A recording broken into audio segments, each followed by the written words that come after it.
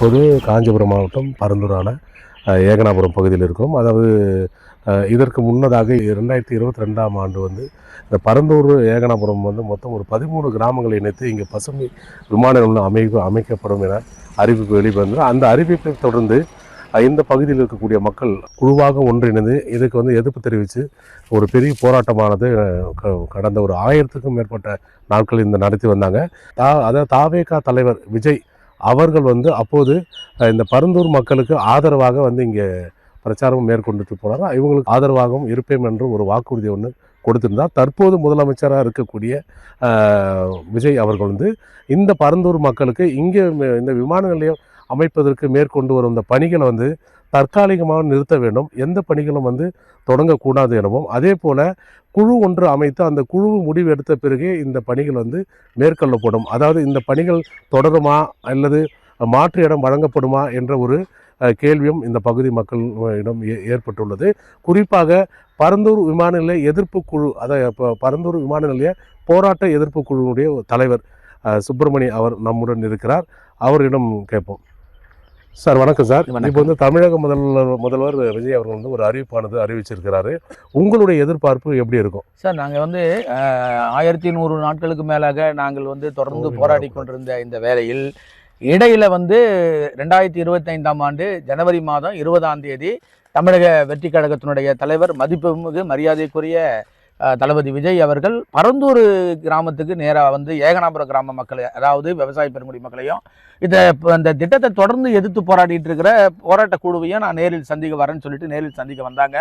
எங்களுடைய உணர்வுகளை புரிஞ்சுக்கிட்டாங்க, உள்வாங்கிட்டாங்க. நாங்கள் ஏன் போராடிட்டு இருக்கோம், இந்த எதுக்கு இந்த திட்டத்தை இங்கே வேணாங்கிறோம், என்னென்ன விஷயங்களை நாங்கள் எடுத்து சொல்கிறோம், அதுக்கான உண்மையான விஷயங்கள் என்ன அப்படின்னு கள நிலவரத்தை அவர் பார்த்து விவசாயிகிட்ட என்ன உறுதிமொழி கொடுத்தாங்கன்னா, நான் வந்து ஆட்சிக்கு வரும்பொழுது நிச்சயமாக இந்த திட்டத்தை நான் கைவிடுவேன், அதே நேரத்தில் விவசாயிகளை நான் கைவிட மாட்டேன், நீர்நிலைகளை பாதுகாப்பேன், இந்த திட்டம் இந்த இடத்துல நடைமுறைப்படுத்த விட மாட்டேன்னு ஒரு வாக்குறுதியை கொடுத்துட்டு போனாங்க போராட்ட குழுவுக்கு. அந்த அடிப்படையில் நாங்கள் வந்து எதிர்பார்த்து காத்து கிடந்தோம். இந்த பகுதி மக்களும் தமிழகமும் எதிர்பார்த்து காத்து கிடந்தது. ஆட்சி மாற்றம் வந்தது.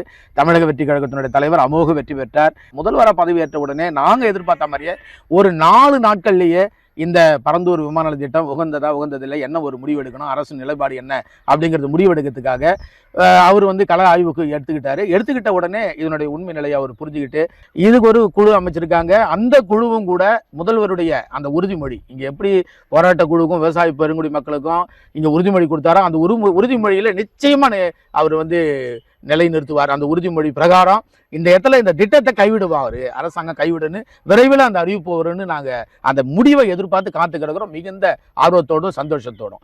பரந்தூர் கிராம மக்கள் அவர்கள் கூறியது போல இவர்களுடைய நம்பிக்கை காப்பாற்றப்படுமா, திட்டத்தை வந்து முழுமையாக ரத்து செய்யப்படுமா, இவர்களுடைய வாழ்வாதாரம் காக்கப்படுமா என்ற ஒரு எதிர்பார்ப்போடு இருக்கிறார்.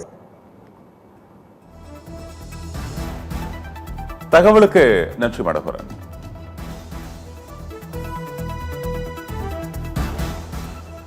தொடர்ச்சியாக முதலமைச்சர் விஜயின் உத்தரவு குறித்து பரந்தூர் கிராம மக்கள் சத்தியம் தொலைக்காட்சிக்கு அளித்திருக்கக்கூடிய பிரத்யேக கருத்துக்களை தற்போது பார்க்கலாம். நாங்கள் ரொம்ப எதிர்பார்த்துருந்தோம், இந்த விமான நிலையம் கைவிடுவாருன்னு எதிர்பார்த்தோம்.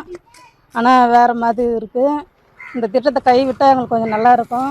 நாங்கள் எல்லாம் விவசாயம் நம்பி தான் இருக்கோம், இந்த கிராமத்தை நம்பி தான் இருக்கோம். நாங்கள் எங்கேயும் வெளியெல்லாம் போக முடியாது. எங்களுக்கு உடனடியாக எங்களுக்கு நல்ல தீர்ப்பு சொன்னால் எங்களுக்கு கொஞ்சம் நல்லாயிருக்கும். நாங்கள் குழந்தை குட்டிலாம் எங்களுக்கு படிப்பு எல்லாமே கொஞ்சம் கஷ்டமாக இருக்குது.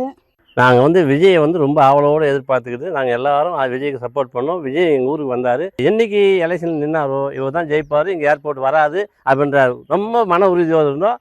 எங்கள் மன உறுதி கரெக்டாக பழிச்சு அது ஒரு முதலமைச்சர் ஆகிட்டார். இங்கே ஏர்போர்ட் கண்டிப்பாக நிச்சயமாக வராதுன்ற நம்பிக்கை நாங்கள் இருக்கோம். ஏற்கனவே மச்சேந்திரநாதன் கமிட்டி குழு ஒன்று அமைச்சாங்க. அந்த குழுவில் இங்கே உகந்ததில்ல அப்படின்னு தான் அவங்க கொடுத்துருக்காங்க. ஆனால் அவர் மூடி மறைச்சிட்டாங்க திமுகக்காரு.